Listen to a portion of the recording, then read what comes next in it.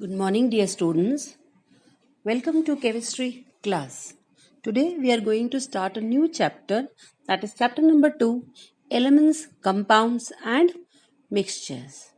This is the first video lesson of this chapter. So let us start. In this video lesson, we are going to learn what is a substance, elements and its classification, what are the different properties of elements, then, what are metalloids and how to make use of symbols to represent elements. In our day-to-day life, we come across a different types of substances. Now, these substances are made up of matter. For example, the food we eat, the water we drink, air that we are breathing, and all the non-living as well as the living things that are present around us are known as matter. Okay, now based on the composition. Based on the composition, all the substance or matter can be divided into two types of substances. Pure substance and a mixed or a impure substance. Okay, so what is a pure substance? A pure substance is a substance that consists of only one kind of atoms or molecules. In pure substances, the atoms and the molecules they are combined in a fixed proportion. Okay, now the substance may be impure also. So now let us recall what is an atom.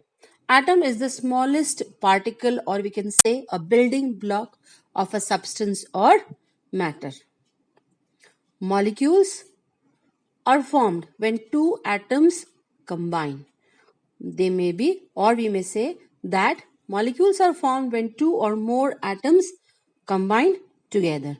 These atoms may be of same or of different kinds. For example, in a water molecule, the two types of atoms are hydrogen and oxygen. First topic that we are going to discuss is the element.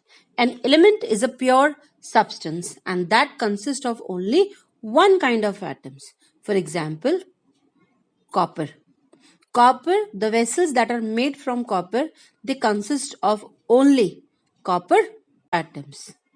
Okay, and the element cannot be broken down into a simpler substances by any means, either by physical or chemical methods. Now, each element exhibits its own unique properties. For example, gold, copper, iron, calcium, and zinc. So, what are the main features of elements? The main features of elements is that element is made up of only one kind of atoms, or we may say that element consists of identical atoms. Now, each element exhibits its own individual properties. The atoms of the element show this same properties that of the element.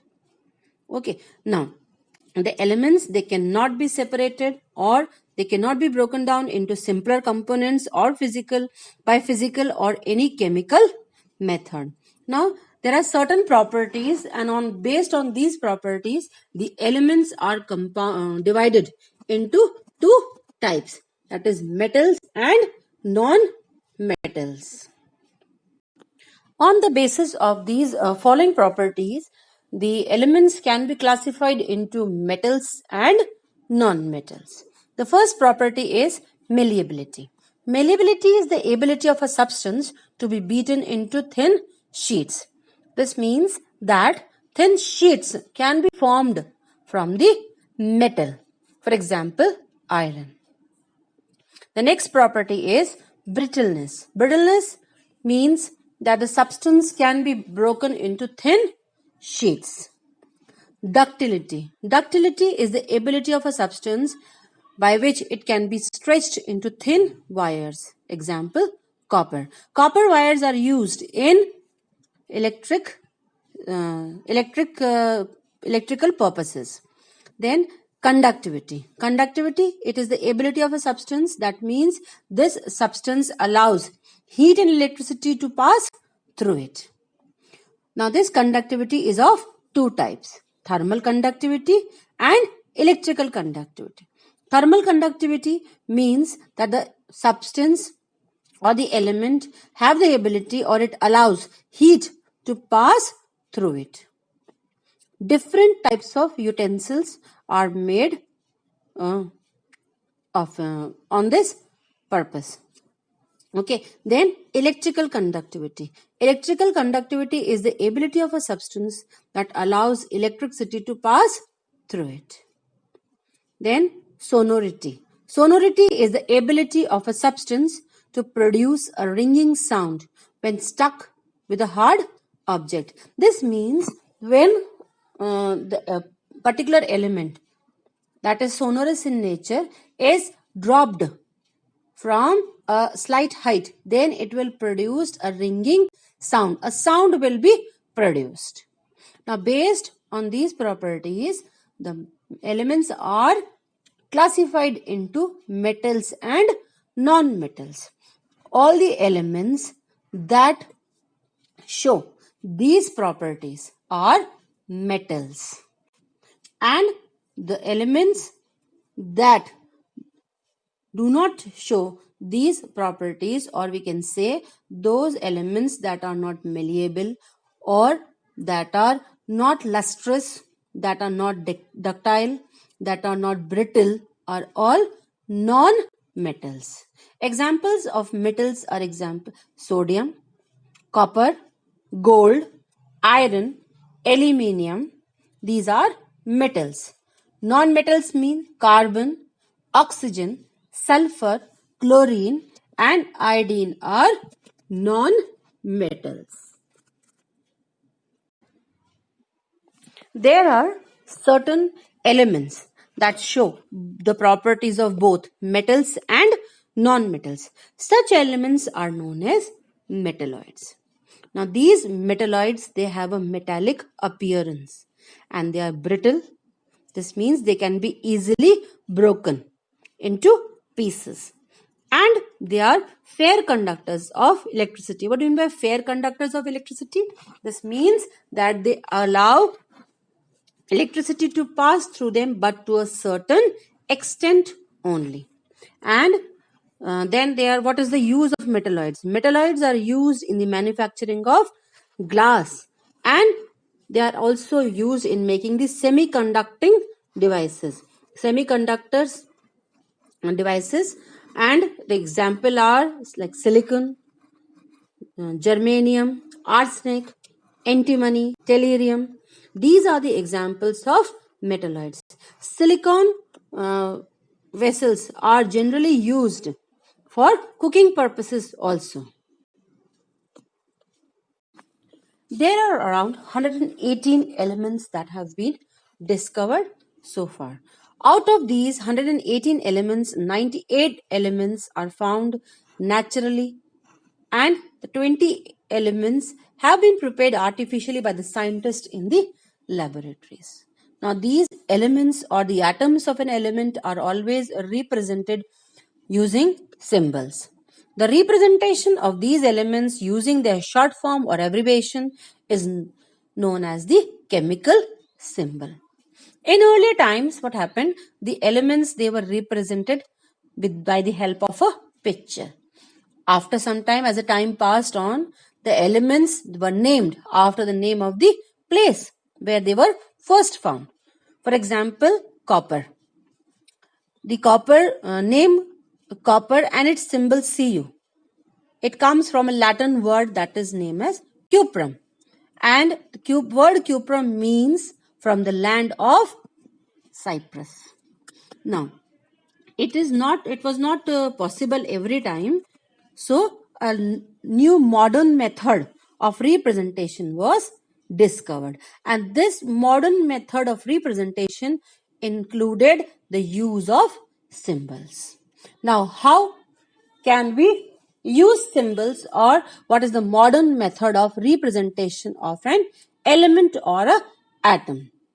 Now the first step is that the first letter of the name of the element.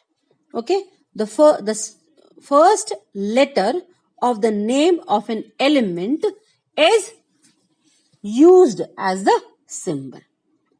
And it is always written in capital.